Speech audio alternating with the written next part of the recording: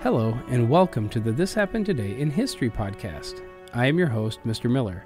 This podcast will cover a number of topics that happened on this date in history. Please visit the podcast webpage at thishappenedtoday.buzzsprout.com.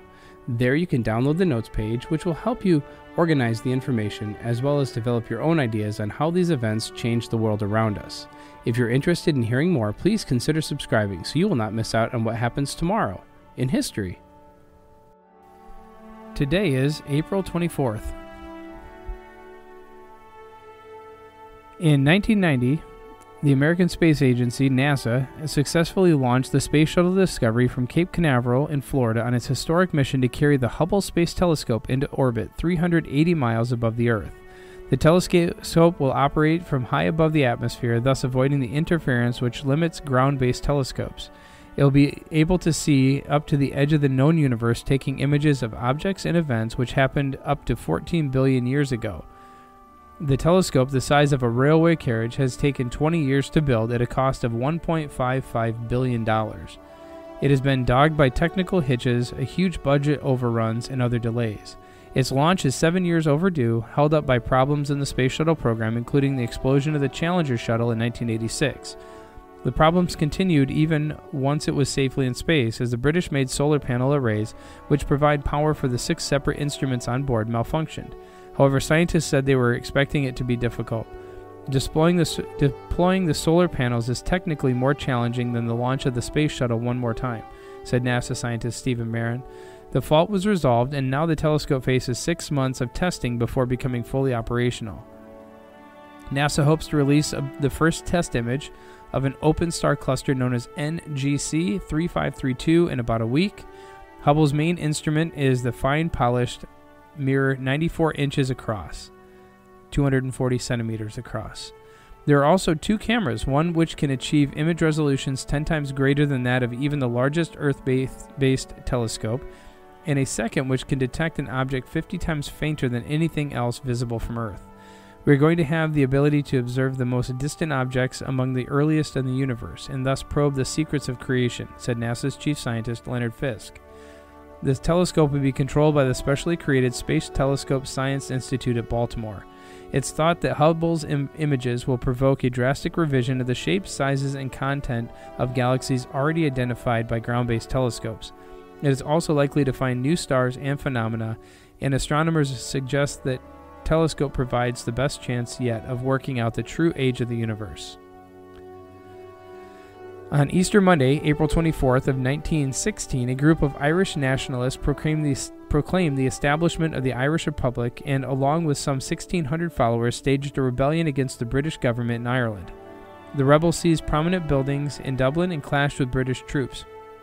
Within a week, the insurrection had been suppressed, and more than 2,000 people were dead or injured. The leaders of the rebellion soon were executed. Initially, there was little support from the Irish people for the Easter Rising. However, public opinion later shifted, and the executed leaders were hailed as martyrs. In 1921, a treaty was signed that in 1922 established the Irish Free State, which eventually became the modern-day Republic of Ireland. The Easter Rising was intended to take place across Ireland. However, various circumstances resulted in it being carried out primarily in Dublin. On April 24th of 1916, the rebel leaders and their followers, whose numbers reached some 1,600 people over the course of the insurrection, and many of whom were members of a nationalist organization called the Irish Volunteers, or a small radical militia group, the Irish Citizen Army, seized the city's general post office and other strategic locations. Early that afternoon, from the steps of the post office, Patrick Pearse, one of the Uprising's leaders, read a proclamation declaring Ireland an independent republic and stating that a provisional government had been appointed. Despite the rebels' hopes, the public did not rise to support them. The British government soon declared martial law in Ireland, and in less than a week, the rebels were crushed by the government forces sent against them. Some 450 people were killed, and more than 2,000 others, many of them civilians, were wounded in the violence, which also destroyed much of the Dublin city center. Initially, many Irish people resented the rebels for the destruction and death caused by the uprising. However, in May, 15 leaders of the uprising were executed by firing squad. More than 3,000 people suspected of supporting the uprising, directly or indirectly, were arrested, and some 1,800 were sent to England and imprisoned there without a trial. The rushed executions mass arrests, and martial law, which remained in effect through the fall of 1916, fueled public resentment toward the British and were among the factors that helped build support for the rebels in the movement for Irish independence.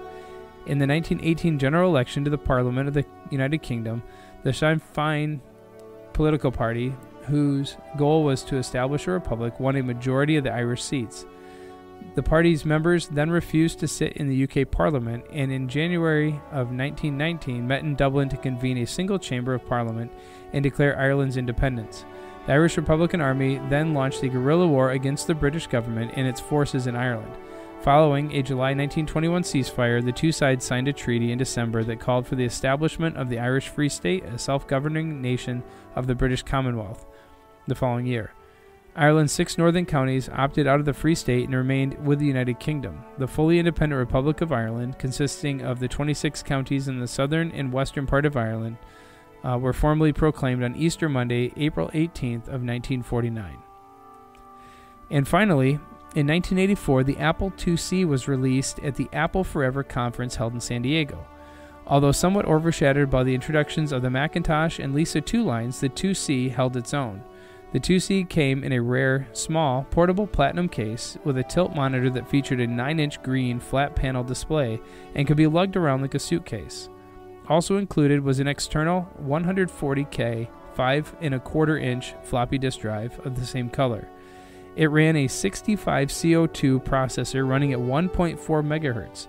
It also sported a brand new ROM chip that allowed the user to use lowercase AppleSoft BASIC commands for the first time, use a new built-in mini assembler, and use MouseWorks, a ProDOS GUI similar to the newly released Mac OS. The IIc had 2 serial ports, 1 mouse port, 1 disk port, and a 128K of RAM. For portability, though, it was sacrificed the 7 expansion slots found on the earlier Apple IIe, and the motherboard prevented the IIc from getting a reliable high-speed serial connection on early models. This did not deter sales, though. It was the machine for the computer illiterate, and its innovative design won the Industrial Design Excellence Award 6 months later. It sold well until it was discontinued in September of 1988 with the introduction of the IIc Plus, the last computer in the 2 series. The IIc Plus included the new 800K 3.5-inch floppy drive, 6.5 CO2 running at an option of 1 or 4 MHz using a built-in processor switch, memory expansion capabilities, and ports with mini DIN8 connectors, the same as the 2GS and Mac Plus. Though much better than the IIc, it did not fare well due to the compatibility problems and the rise in popularity of the Macintosh line and Apple II clones. The IIc Plus was discontinued in November of 1990. You have been listening to the This Happened Today in History podcast.